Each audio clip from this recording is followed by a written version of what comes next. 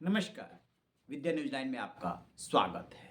बिहार की बम्पर जीत से एनडीए खेमे में भारी खुशी की लहर है। आखिर ऐसा हो भी क्यों नहीं? किसी को तो ऐसी उम्मीद नहीं थी। अमित शाह भी नहीं बोल पाए थे कि 200 के पार, वो भी 160 ही बाद में टारगेट बदल लिए थे।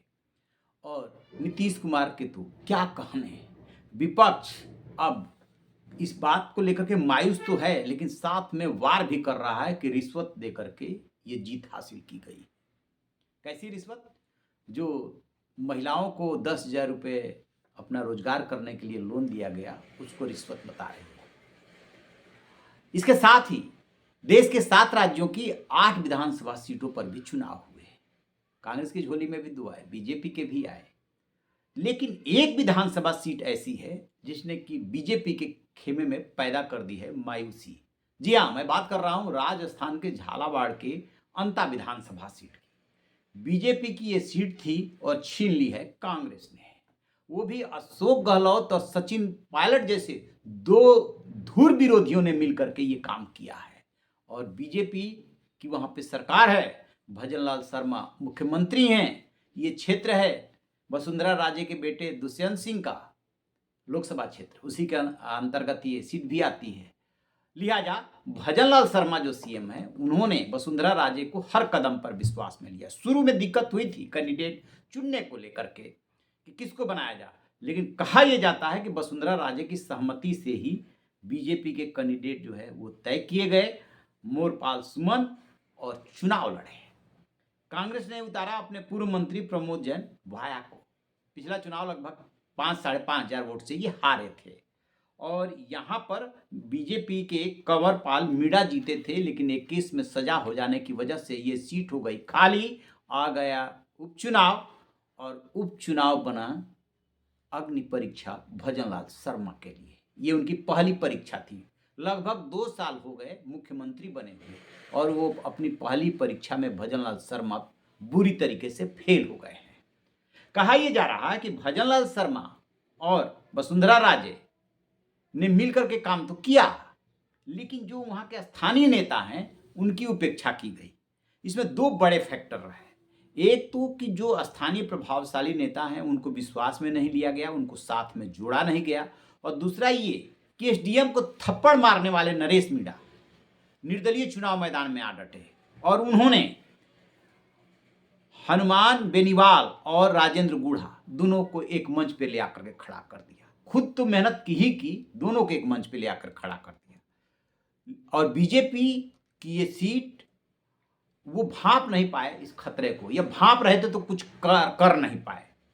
कहा जा रहा है कि रोडीलाल मीणा प्रचार करने के लिए आए, लेकिन उन्होंने औपचारिकता ही पूरी की। अब पता नहीं इधर से इंटरेस्ट नहीं लिया गया कि उधर से इंटरेस्ट नहीं लिया गया, लेकिन कुल मिला जुला करके बीजेपी को जितना इस सीट को लेकर सीरियस होना चाहिए था पूरी पार्टी को, उस तरीके से वो नहीं हो पाए। अब अंदाजा लगाइए, कहा यह जाता है कि किसी भी राज्य में उपचुनाव हो, खास तौर से जब 1-2 सीटों पे होता है, तो सत्ताधारी दल का माना जाता है। यहाँ सत्ताधारी दल की सीट, उसी पार बीजेपी का शासन, मुख्यमंत्री उसका, वसुंधरा राजे जैसा प्रभावशाली नेता है, और उनके बेटे दुष्यंत सिंह का ये क्षेत्र, और दुष्यंत सिंह को ही बनाया गया एक तरह से चुनाव प्रभारी। और इसके बावजूद ये सीट हाथ से निकल गई, वो भी थोड़े बहुत अंतर से नहीं, ठीक ठाक अंतर से निकली है। ये 15,612 वोटों से जो है वो हारे हैं सुमन। अब ये कहा जा रहा है कि भजनलाल शर्मा जब से सत्ता की कुर्सी संभाले हैं, उसके बाद से पार्टी की नज़र है। आपको याद है, यही भजनलाल शर्मा है जब राजनाथ सिंह राजस्थान विधानसभा चुनाव का परिणाम आने के बाद पर्यवेक्षक बना करके भेजे गए थे, और जेब से उन्होंने एक पर्ची निकाली थी, और उन्होंने दिया था किसको? इसी वसुंधरा राजे को, क्योंकि वसुंधरा राजे सीएम की लाइन में थी, और जो केंद्रीय नेतृत्व था उनसे वो नाराज था, उनको सीएम फिर से बनाना नहीं चाहता था। तो राजनाथ सिंह ने जैसे ही वो पर्ची इनको दी थी, तो इन्होंने अपना चेहरा बनाया था। उसे साफ पता चल गया था कि अच्छा ये मुख्यमंत्री बनेंगे। वही भजनलाल शर्मा मुख्यमंत्री बने, लेकिन राजनीति में ऐसा होता है कि फिर उसी के साथ मिल करके काम भी करना होता है। यहाँ पे जब चुनाव आया अंता विधानसभा सीट पर, तब दोनों मिल भी गए, और भजनलाल शर्मा ने होशियारी दिखाई कि इनसे वसुंधरा राजे से मिल करके ही कैंडिडेट तय किया। दोनों ने चुनाव प्रचार किया, बहुत जोर भी लगाया, लेकिन बात नहीं बनी। तो अब ये बीजेपी के सर्किल में चर्चा है कि भजनलाल शर्मा पे जो नज़र थी कि सीएम बना दिया गया आपको, पिछली पंक्ति में बैठे थे जब नाम अनाउंस हुआ था, तो उसके बाद आपकी उपलब्धि क्या है? क्योंकि बनने के बाद कुछ साबित करना पड़ता है। तो आप मुख्यमंत्री रहे और फिर भी ये सीट कांग्रेस ने आपसे छीन ली और किसने-किसने मिलके छीनी? अशोक गहलोत और सचिन पायलट जैसे नेता जो धुर विरोधी है, वो एक हो गए, पूरी पार्टी एक हो गई और आप जो है यहाँ के लोकल लीडर्स को नहीं जोड़ पाए। तो 2 कारण माने जा रहे हैं। एक तो लोकल लीडर्स का न जुड़ पाना। यहाँ पे ये कहा जा रहा है कि जो लोकल लीडर्स हैं, एक तो वो नहीं जुड़ पाए। बार-बार इसका वो हुआ कि हीरालाल नागर को जोड़िए, मदन दिलावर को जोड़िए, जो आस-पास के थे, ऐसे ही प्रताप सिंह सिंघवी को जोड़िए, लेकिन ये नहीं जुड़ पाए। और दूसरी बात ये कही जा रही है कि नरेश मीणा पहले से प्रभावशाली थे। और नरेश मीणा की तरफ से क्या खतरे हैं, ये आप जब सत्ता में हो तो आपको जानकारी होनी चाहिए। जिस तरीके की उनकी सभाओं की, उनके प्रचार में भीड़ जुट रही थी, आपको अंदाज़ा लग जाना चाहिए था। लेकिन आप नहीं लगा पाए। नतीजा ये हुआ कि अब आप सोचिए कि प्रमोद जैन भाया जो कांग्रेस के उम्मीदवार हैं, उनको 69,571 वोट मिलते हैं और मोरपाल सुमन जो बीजेपी के हैं 53,959 मिलते हैं और निर्दलीय नरेश मीणा को मिलते हैं 53,800। यानी कि इन दोनों में कुछ 100 का अंतर है निर्दलीय और बीजेपी कैंडिडेट में। कितना जो है वो मीणा का प्रभाव है, नरेश मीणा का। बीजेपी सत्ताधारी दल के एक नए कैंडिडेट के बराबर एक निर्दलीय उम्मीदवार वोट पा रहा है और बीजेपी तमाशा देख रही है सत्ताधारी दल होकर के।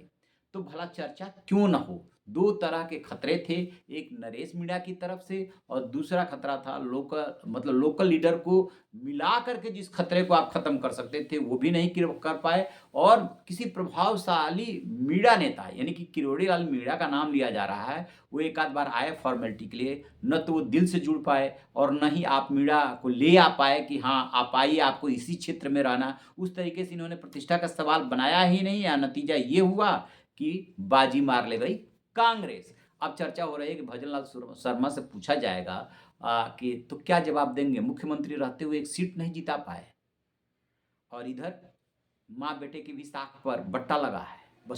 वसुंधरा राजे और उधर दुष्यंत सिंह सिटिंग एमपी हैं। जवाब नहीं है और इसको लेकर के बीजेपी के खेमे में कहीं न कहीं मायूसी है। अब देखते हैं जब ये जश्न से उभरेंगे तब जो है कैफियत पूछी जाएगी भजनलाल शर्मा से, तो क्या जवाब देते हैं। लेकिन राजस्थान की राजनीति में यही चर्चा है कि पहली परीक्षा में भजनलाल शर्मा बुरी तरीके से हो गए हैं फेल। आपकी क्या राय है? कमेंट बॉक्स में ज़रूर बताइएगा। Thank you.